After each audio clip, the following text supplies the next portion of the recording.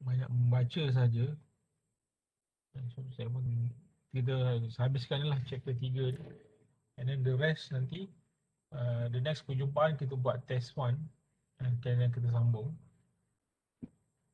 So kita ini akan baca sikit tentang QMS. Berkenaan dengan role of ISO, International Standard of Organization. Kemudian tengok SAM. And then ada ISO, General Standard of Operation 1000. Okay, so basically kenapa kena ada standard is to fulfill the requirement of consumer ataupun law. Okay, basically some bodies dia keluarkan standards supaya pemprosesan produk ataupun pengurusan mengikut kualiti yang telah ditetapkan. Dan dia standard ni supaya produk tu boleh diharap efisien. Okay. Interchangeability maksudnya interchangeability ataupun keboleh tukaran. Ini maksudnya interchangeability maksudnya bila kita buat produk berdasarkan standard antarabangsa, produk kita ni boleh diguna pakai di mana-mana saja di dunia. Boleh diguna pakai terutamanya di negara yang menggunakan standard yang sama. Sebab dinamakan sebagai standard antarabangsa. Okay. Kalau kita buat satu produk hanya berdasarkan kepada standard tempatan, jadi mungkin produk kita tu tak boleh digunakan di negara 4 musim sebagai contoh, ataupun negara yang mempunyai contohnya di Amerika frekuensi. Okay, frekuensi alat peranti dia adalah dalam lingkungan 60 Hz, di mana di Malaysia adalah 50 Hz dan mungkin dia punya julat. Okay, julat amplitude pun berbeza. Jadi dengan adanya standard, dia memastikan bahawa sistem yang kita buat tu boleh diterima di luar negara. Kemudian economical cost. Bila standard ni dibuat, standard ni dibuat, dia tujuannya adalah untuk mengurangkan, salah satu dia adalah mengurangkan kos. Maknanya dia mengurangkan kerja atau mengurangkan banyak prosedur-prosedur yang bertindih atau redundant. So kalau tak wujud, inilah antara masalah-masalah yang mungkin ada. So, kalau tak menurut standard, kualiti dia adalah rendah. Jadi contoh produk di China, tak semua produk di China, tapi majoriti, kalau banyak produk daripada China poor in quality, dan ada good quality, tapi sebab banjir dalam permintaan, dan banyak produk-produk, dan ada setengah barang tu memang tak susah sukar untuk dihalang lah daripada masuk, walaupun dia tak ada pensijilan. Okay, sebab bila dalam export import ni barang masuk dalam pukal, dan bila dalam satu pallet tu tak semua pallet tu boleh disemak. Tidak disemak satu-satu memang lambat. Contoh macam bateri yang di pasar malam kan, itu memang tak ada sijil, tak ada pengujian lah. So kalau pengguna memang ikut risiko dia lah. Banyak alat-alat yang beli kat pasar malam tu, majoriti dia memang dia working, tapi dia punya standard dia memang minimum, dan kadang-kadang berbahaya lah. Ada setengah-setengah tu lagi-lagi yang menggunakan arus ulang alik ataupun AC current. Tak ada tak ada kualiti tapi dia boleh ada di pasaran. Kan? Ah, Jadi banyak lagi lah, contohnya macam uh, uh, barang-barang yang dibeli itu tak fit. Okay.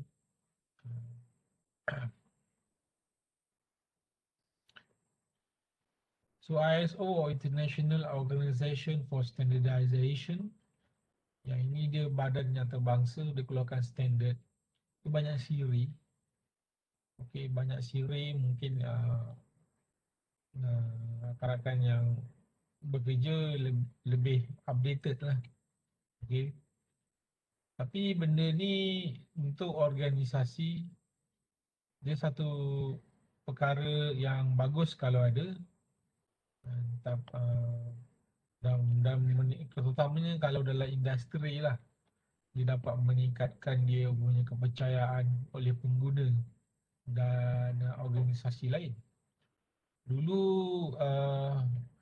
sekolah kejuruteraan elektrik, dulu kita sebelum tukar sinergi ni, Fakulti Kejuruteraan Elektrik memang subscribe ISO. ISO ni bagusnya daripada segi pemfailan, okey, daripada segi macam mana peperiksaan tu di semak ataupun uh, dibuat, disemak oleh panel lain dalam dalam organisasi, kemudian macam mana dokumen-dokumen disimpan, bagaimana dokumen tu disahkan. Bagus untuk ada. Cuma dia kalau badan yang non profit, okay, yang kalau akademik ni, dia satu perkara yang costly lah, costnya sangat tinggi untuk maintain. Okay, prosesnya banyak maintain. Tapi bila once dah adopt pada ISO, biasanya yang apa yang saya nampak, nanti dia akan develop dia punya standard pengurusan kualiti dia sendiri. Tapi dia adopt daripada budaya kerja ISO. Setengah-setengah badan memang macam wajib lah, macam mesti kena tunjukkan dia ada supaya dia penting. Contoh macam OSHA, Occupation Safety, Health and Environment Office, ataupun JKKP, Jabatan Kuasa Kesihatan dan Pekerja. Kalau ada ISO ni memang menunjukkan dia betul-betul profesional lah. Tapi kena bersedia lah, ISO ni banyak dia punya prosedur, ada banyak proses yang perlu dipatuhi. Okay.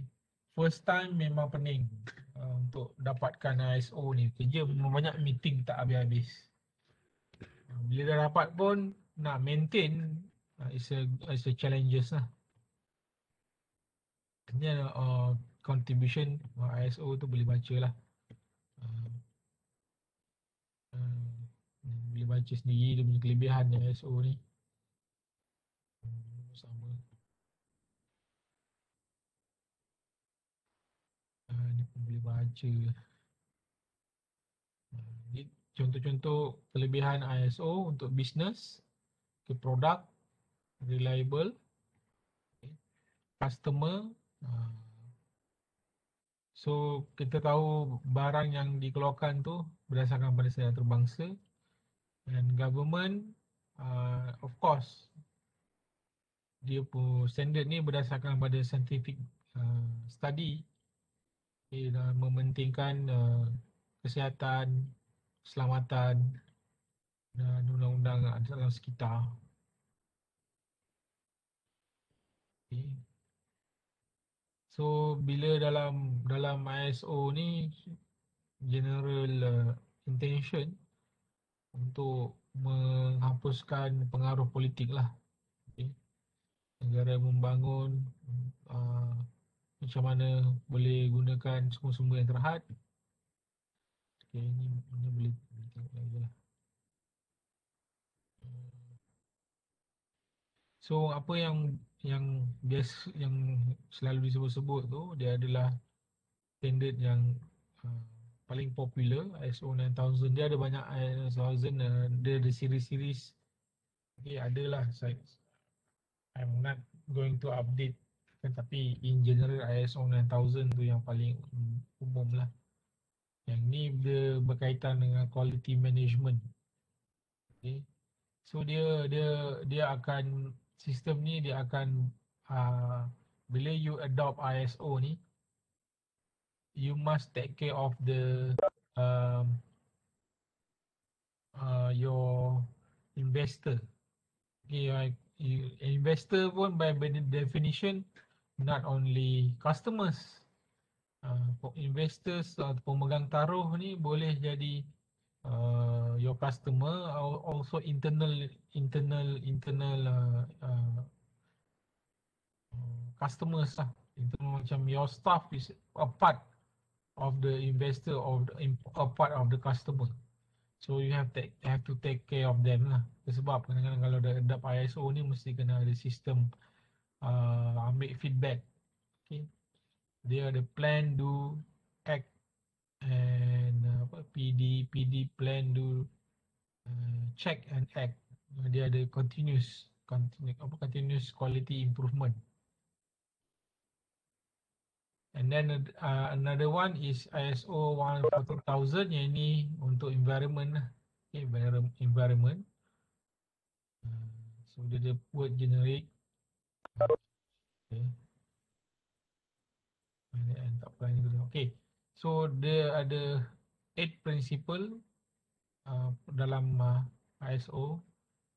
Okay, customer focus, leadership, involvement of people, process approach, system approach to management, CQI, principle 6, continuous improvement, quality improvement, factual approachment to decision making, emotional benefit customer. Okay, so ini prinsipal-prinsipal ni boleh baca lah dalam prinsip-prinsip ISO. Okay.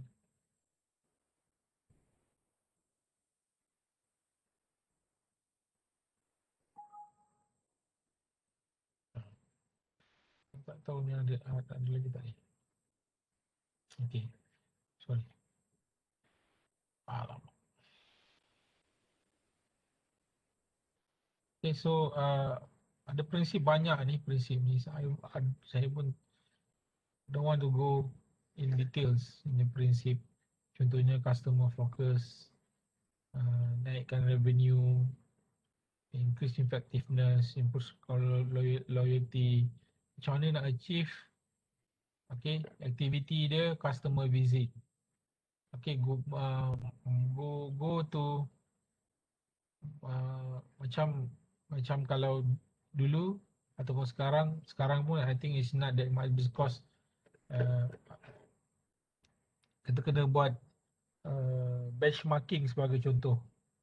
Okay, compare what is have been done in our organisation, go visit another organisation, tengok, learn how they do, ataupun go to the expo ataupun exhibition.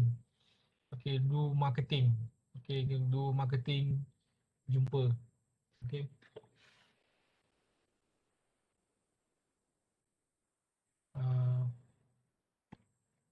Okay, ini boleh baca tu leadership. How, macam mana leadership. Contohnya management review meeting. Okay, toolbox meeting, training, master briefing, retreat. Okay. And then involvement of people. How do you get involvement of people? Banyak.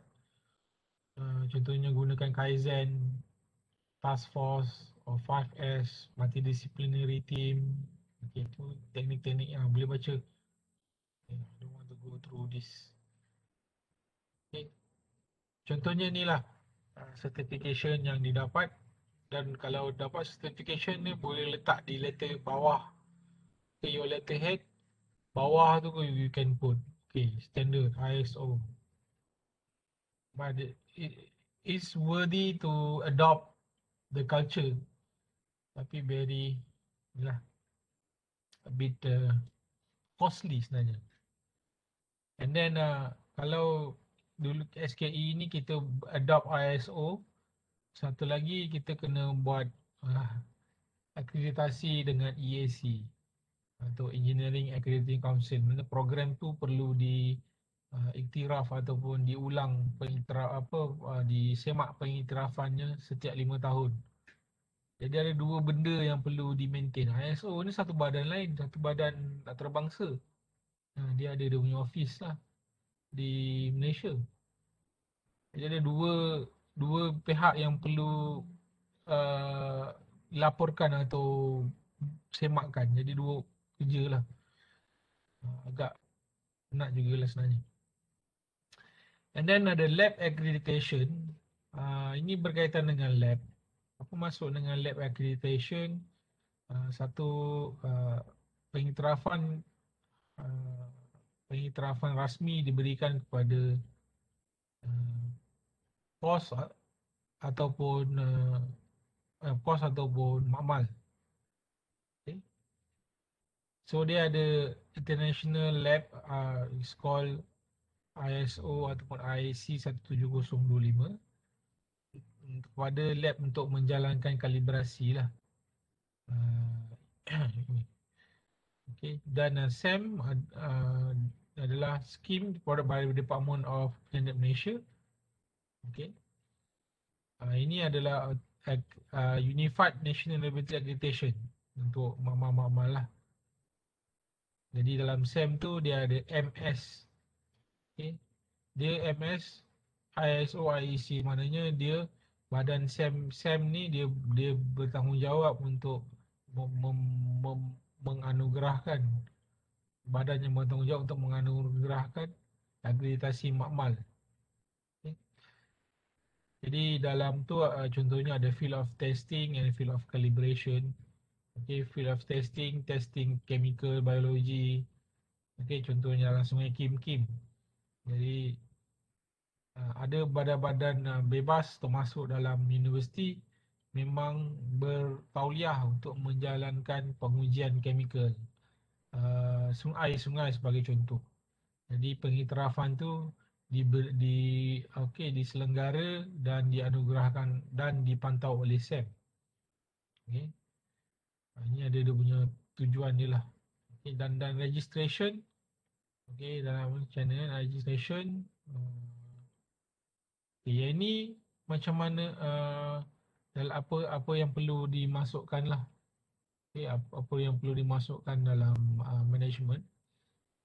Okay, ini proses ni a bit okay, dalam untuk mendapatkan akreditasi. So bila dia apply dan masukkan keperluan-keperluan dia lah. Sebagai contohnya ni ada 14 keperluan. Maknanya filing ataupun chapter laporan tu pun ada. Kemudian dia ada audit dalaman, ada pre-assessment. Okay. Yang ini dia tak perlu datanglah wakil dia. Lepas tu dalam step seluruh kalau ada baru dibuat pengiktirafan ataupun pengujian oleh wakil SAM. Kemudian kalau lulus baru dibagikan akreditasi. Kemudian ada surveillance. Dan itulah akreditasi ni dia valid untuk 3 tahun dan boleh diperbaharui.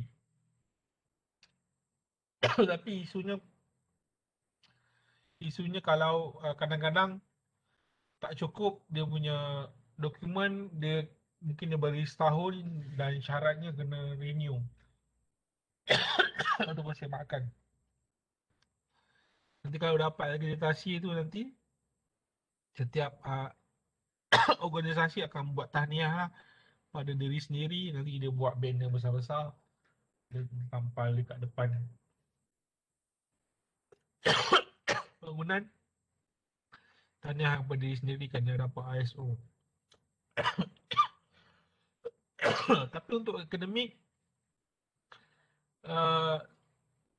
sebab kualiti telah di Kerajaan Malaysia sejak tak silap saya sejak daripada tahun 2011 dia dah selenggara semakan program melalui bawah MQA, Malaysian Quality Assurance.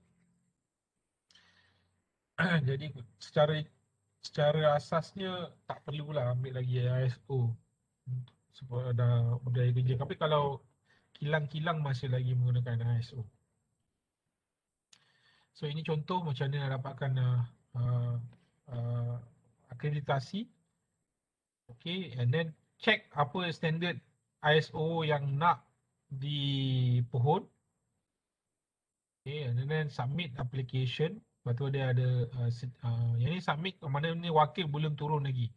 Okay, dia dah submit kepada pusat, nanti dia akan tengok cukup tak. Kalau tak cukup, nanti dia kena pulangkan sampai cukup.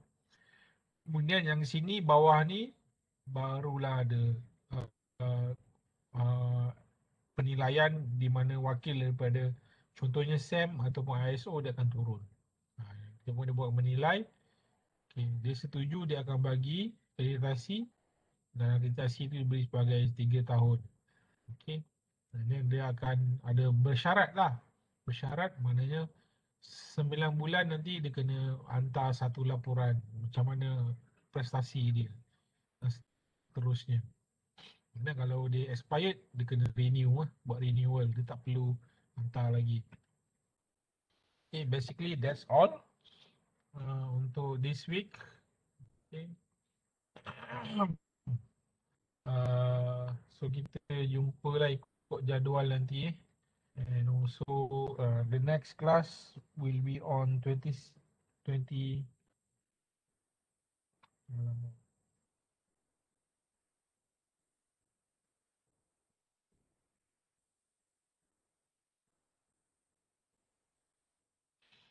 So the next class will be on 2nd May. Okay, betul. So ingat 2nd May kita ada test hari Ahad. Okay. So dan between that nanti kita buat quiz lah sikit-sikit. Okay, nanti soalan pelan-pelan je. Okay. Right, terima kasih. Terima kasih, Ustaz.